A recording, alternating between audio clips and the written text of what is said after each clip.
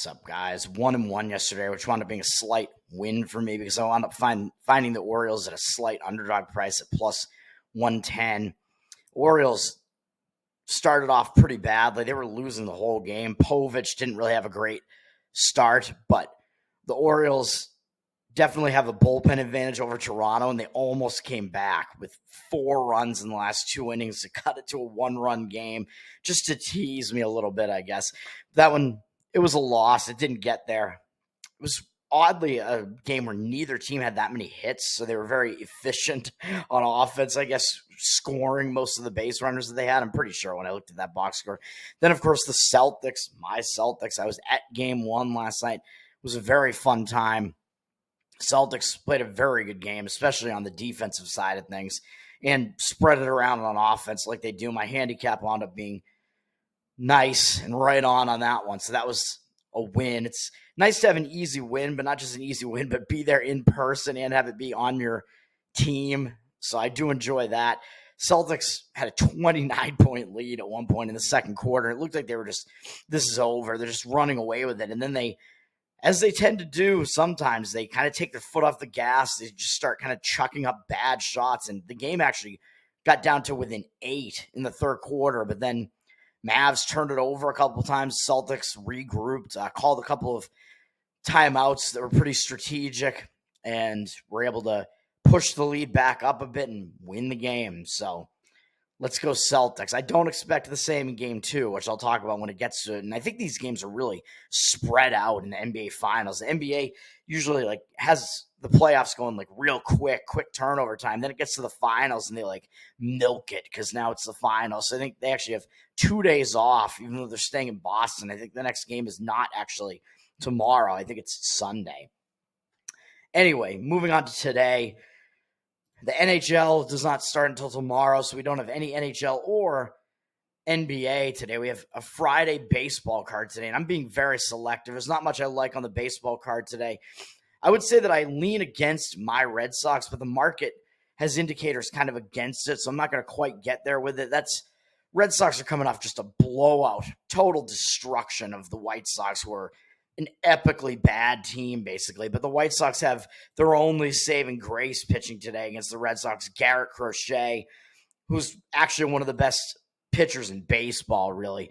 But he does have a small sample size against the Red Sox hitters, where the Red Sox, some of their hitters saw him. I guess it must have been when he was a relief pitcher in the last couple of years. And the Red Sox actually hit him pretty decently in a small sample size. I think they're 2 for 5 off him or something. Not much you can really take away from that. He is the better pitcher against Cooper Criswell, who I think has been seen a little bit more by the White Sox hitters. Still a small sample size. But the White Sox have a 300 average against him. I would trust Crochet more than Criswell, and I would trust the White Sox to actually be in kind of bounce back mode. After you get destroyed 14-2 like that, you tend to find some value on the team that got destroyed, and maybe that team's a little bit extra motivated, whereas the Red Sox, coming off that monster blowout win, might get a little bit complacent in that one.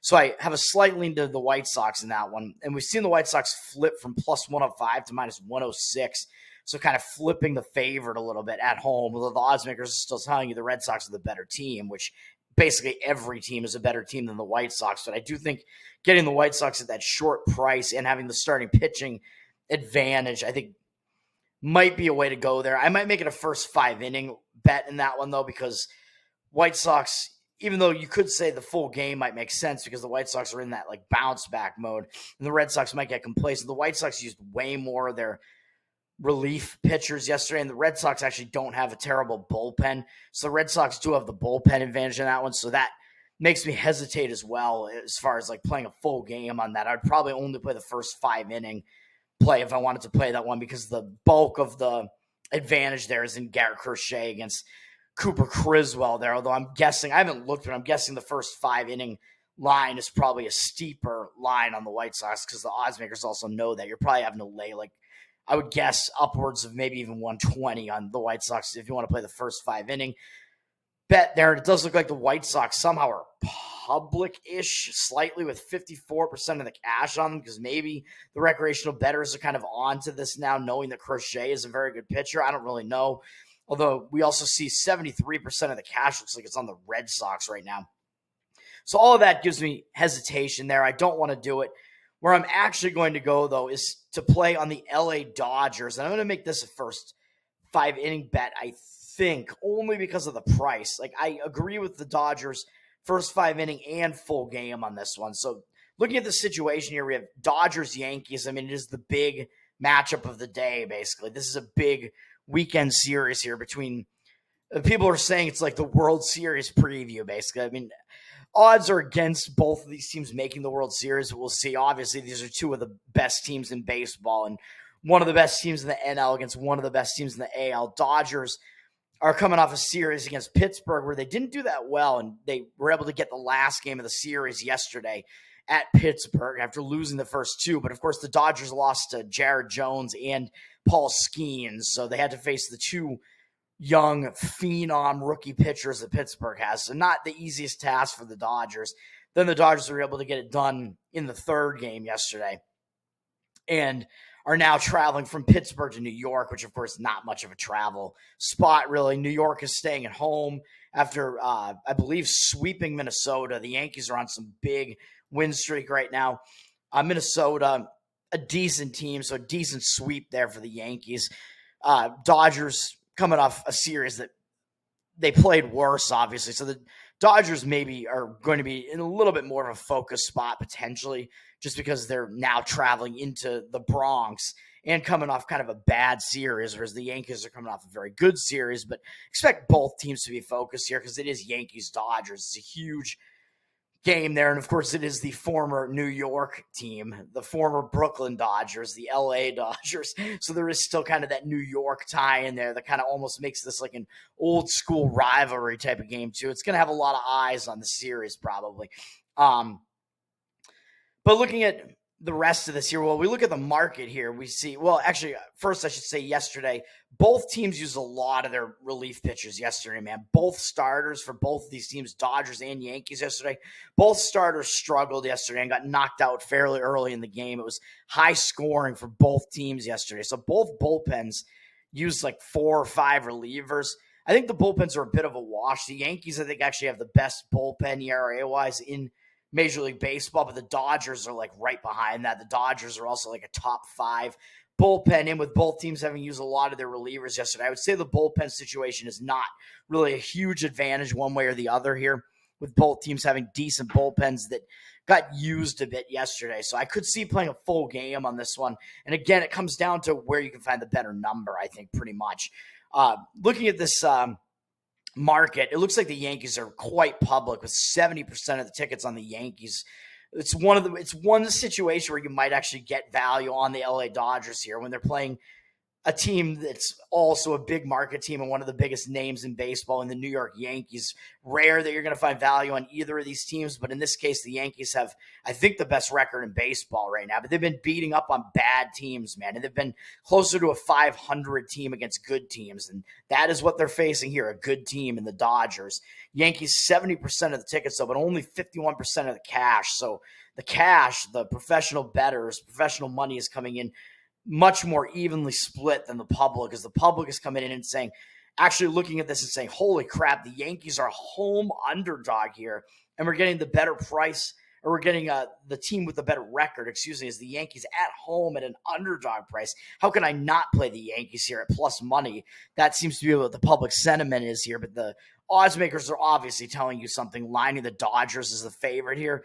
They know that they're not saying that the Dodgers are necessarily the better team over the Yankees. I think these teams are pretty evenly matched, I would say, overall. They're both quite good, but the odds makers are factoring in this matchup here, and they're really telling you something about this matchup. I think the starting pitching matchup is a big edge for the Dodgers, and the bullpen, like I said, is kind of a wash, the bullpen situation. But I went and I looked at the prices, and full game, the Dodgers, it looks like they're sitting at minus 117, but I saw basically 120 everywhere on the Dodgers. Then I looked at the first 5-inning market, and I figured, well, the Dodgers, because they have a more obvious advantage in the starting pitching matchup than anywhere else, they're going to be a heavier favorite on the first 5-inning line, right? So I'm probably going to wind up playing full game here.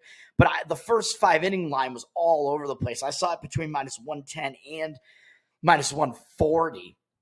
So a huge range, like the full game lines are a lot tighter on this one, with the Dodgers being basically 120 across the board, minus 120, whereas the first 5 inning wager I was able to pick off, I think it's Caesars again in Massachusetts. So maybe you're not going to be able to get that line that I was able to, minus 110 on the first 5 inning wager for the Dodgers, because I saw it at minus 140 at some of the other books. But Caesars seems like they're throwing up some bad numbers, man. We could take advantage of it, and hopefully they don't like kick me off, but I don't bet big enough amounts, I think, for them to really notice what's going on. But yeah, there was like a wide variance in the first 5 inning lines, not as tight as the full game here. But the way I would play this, I would say play the Dodgers either the first 5 inning or full game. I like them both because I don't think that there's a huge advantage one way or the other in the bullpens, even though most of this is the starting pitching matchup. I think it comes down to where you can find the better number out of all of it, looking at the whole market there. So if the best number you can get is minus 120, Dodgers full game, I like that as well. Mine is going to be first 5 inning minus 110, but that's just because I found that number. If there were only minus 140s out there, I would say, yeah, I'll play the full game on the Dodgers at minus 120. So either one of those I think is fine. But starting pitching matchup, you know what I'm going to say, man. Yoshinobu Yamamoto is pitching for the Dodgers. He's the young phenom, 25 years old.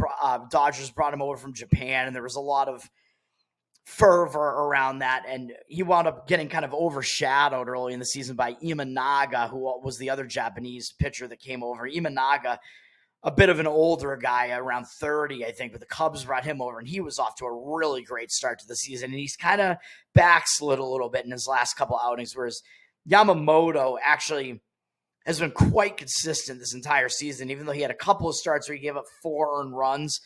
They were both on the road, although he is on the road here too. One was at Cincinnati, which is a hitter's park, although the Yankees stadium is kind of a hitter's park as well. So I don't know, but Yamamoto, actually he gave up 5 runs in his debut against San Diego. I forgot about that, but we can kind of just throw that out, I think. Really, that was an awful start for him. But other than that, he's been really good. He hasn't allowed more than 4 earned runs in any start. Aside from those 2 where he did allow 4, he's obviously allowed 3 or fewer in the rest of them.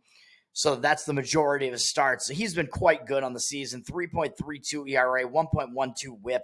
That's all good. 76 strikeouts and 14 walks in 65 innings pitched, 59 hits allowed. All those numbers are quite good. He's not putting that many men on base. Not very easily hittable. The strikeout number is very high. He's fooling hitters. He's got a very good strikeout walk ratio, so his control has been pretty good as well.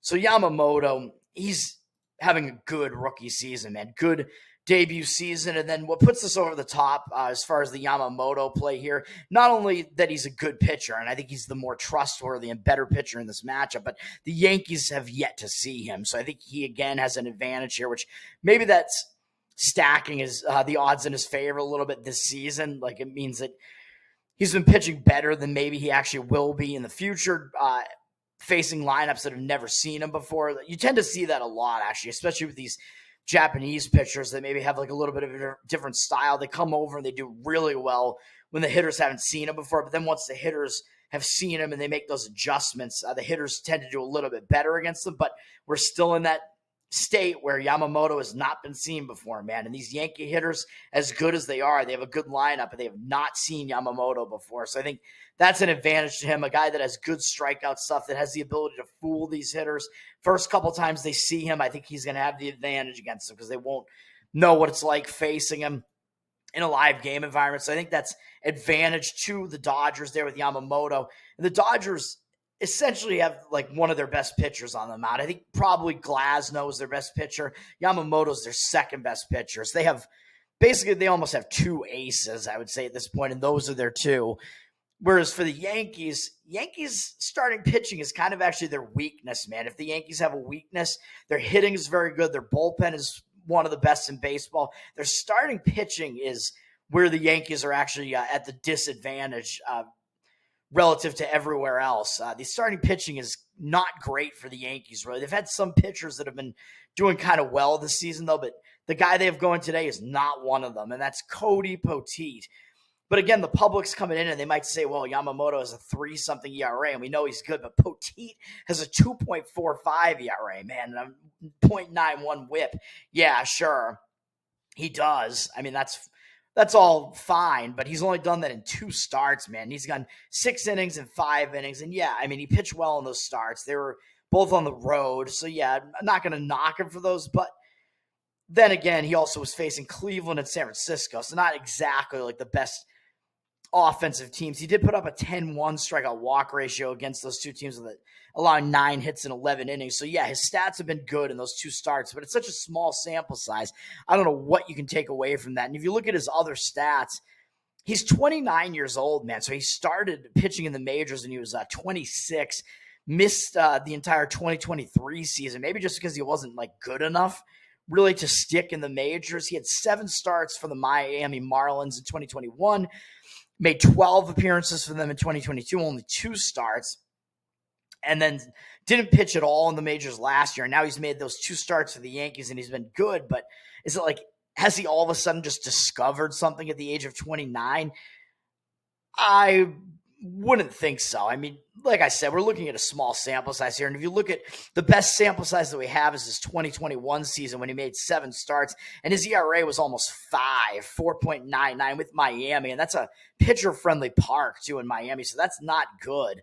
1.34 whip there, and he walked 16 guys, even though he struck out 32. He walked 16 and 30 and 2/3. That's not good. His walk numbers have been really bad on his career. Even if you factor in the good walk numbers so far this season, he's walked 28 and struck out 63 and 69 and 2/3 in his entire career. So his strikeout numbers are mediocre, really. Not great, lower than 1 per inning, and his walk numbers have been quite high in his career. 4.13 career ERA and 1.22 whip isn't that bad, but 4.13 whip. So he's not that great, man. I think pretty obviously Yamamoto is the more proven and better of these 2 pitchers, even though Yamamoto's a rookie. Poteet doesn't really have that much major league experience either, and his numbers have just been less impressive than Yamamoto's have, man. Yamamoto has been consistently good throughout this entire season. I think Yamamoto pretty much has like the same amount of starts that Poteet does in the majors at this point, and Yamamoto's stats are better over that span than Poteet's are. And Poteet, like I said, he missed all of last season, even though he came into this season, pitched pretty well. The Giants lineup is really not great. I mean, Cleveland is decent, but still, it remains to be seen what we're going to see out of Poteet at all. Against the LA Dodgers hitters, we have almost no sample size to work with here either. Enrique Hernandez is the only hitter who has seen him before, and he's 0 for 2 with a walk and a strikeout against him. Nothing to really take away from that. So, yeah, it is true that these Dodgers hitters have also not seen Poteet. Does that mean that's going to be an advantage to Poteet? I don't think so as much because, like I said, he's the much less proven pitcher and the guy that has the worst stats, and I don't trust him. Whereas Yamamoto, like I said, we've seen him be able to sustain what he's done basically over the course of this season so far, and that's like more impressive. So I like Yamamoto here. So that's going to be the one play is going to be to play the Dodgers. I would say play either the full game or the 5-inning game, whatever you can find the best number at. Do it. That's the play. LA Dodgers. Peace out, man.